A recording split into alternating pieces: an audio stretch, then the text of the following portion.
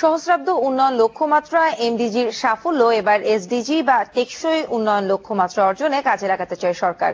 এরই মধ্যে 2030 সাল পর্যন্ত মন্ত্রণালয় ভিত্তিক কর্মকৌশল প্রণয়নেও কাজ শুরু করেছে পরিকল্পনা কমিশন। তবে এসডিজিতে বেশ কিছু উচ্চাভিলাষী এবং নতুন এজেন্ডা থাকায় তা বাস্তবায়ন নিয়ে থাকছে সংশয়। তাই বিশেষজ্ঞদের পরামর্শ, এমডিজিতে স্বাস্থ্য, পরিবেশের মতো তুলনামূলক কম সাফল্য আসা খাতগুলোর দিকে গুরুত্ব বাড়ানোর। ইকবাল হাসানের রিপোর্ট।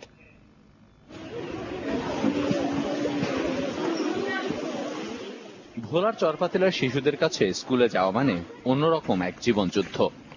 জীর্ণ সাঁকো, এঁটেল কাঁদা, ঝড় বৃষ্টি কিংবা কাঠফাটা রোদ সবই বিপক্ষে, তবুও থেমে থাকে না। 2000 সালে জাতিসংঘের উন্নয়ন এজেন্ডা এমডিজির 8 লক্ষ্যের অন্যতম ছিল প্রাথমিক শিক্ষায় হার বাড়ানো। আর সেক্ষেত্রে বাংলাদেশের সাফল্য ঈর্ষণীয়, যার প্রমাণ হলো এই বাস্তবতা। যেমন ঢাকা বাংলাদেশের রাজধানী, আমাদের মাতৃভাষা কি? তাই ইউএনডিপির মূল্যায়ন এমডিজি অর্জনে রোল মডেল বাংলাদেশ। কেননা নির্দিষ্ট সময়ের আগেই কমানো গেছে দারিদ্র্যের হার, প্রাথমিক স্কুলে ভর্তিও প্রায় 100%, যেখানে নিশ্চিত হয়েছে ছেলে মেয়ের সমান অংশগ্রহণ। একই সাথে কমেছে শিশু ও মাতৃ মৃত্যু হারও, যার ধারাবাহিকতায় সার্বিকভাবে বাংলাদেশের অবস্থান রুয়ান্ডার পরই দ্বিতীয়। Bangladesh has been a superstar in terms of MDG performance. এক কথায় এমডিজি অর্জনে বাংলাদেশ সুপারস্টার। 90 দশকের 58% দারিদ্র্যের হার এখন 24-এর কোঠায়। এক্ষেত্রে সরকারের অনেকগুলো সমন্বিত উদ্যোগ কাজ করেছে।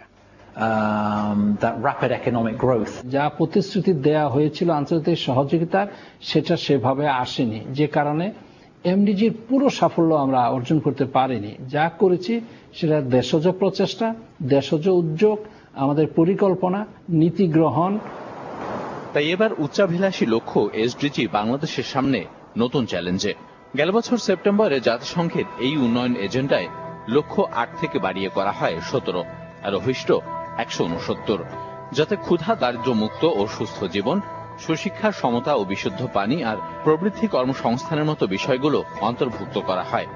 গুরুত্ব দেওয়া হয় টেকসই পরিবেশ, সমুদ্র ও ভূমি সম্পদ ব্যবস্থাপনা সহ নানা বিষয়ে। তবে সমস্যা হচ্ছে এর বেশ কয়েকটি বাংলাদেশের প্রেক্ষিতে নতুন, কেননা এমডিজিতে সাফল্য পরিসংখ্যানে যতটা হয়েছে ততটা হয়নি গুণগত মানের প্রশ্নে। যখন আমরা এসডিজি করতে যাব, তার একটা বড় বিষয় হবে যে এমডিজির অসম্পূর্ণ বিষয়গুলো, যেখানে তো আমরা তুলনামূলকভাবে দুর্বল ছিলাম, সেই দুর্বল জায়গাগুলোকে ভিত্তি করে দাঁড়ানো এবং সেইগুলোকে আরো অগ্রাধিকারের সামনে নিয়ে আসা। সুপরিকল্পিতভাবে আমাদের এগোতে হবে এবং আমরা একটা অ্যাকশন প্ল্যানও তৈরি করছি মন্ত্রণালয় ভিত্তিক, যে আগামী 5 বছরে, 10 বছরে, 15 বছরে আমরা কি কি বাস্তবায়ন করব।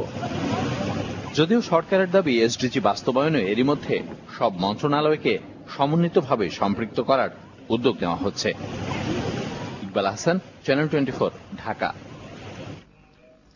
কদিন বাদেই পহেলা বৈশাখ, যার প্রভাব ইতিমধ্যে পড়েছে দেশের বিভিন্ন অঞ্চলের বাজারে। সংবাদ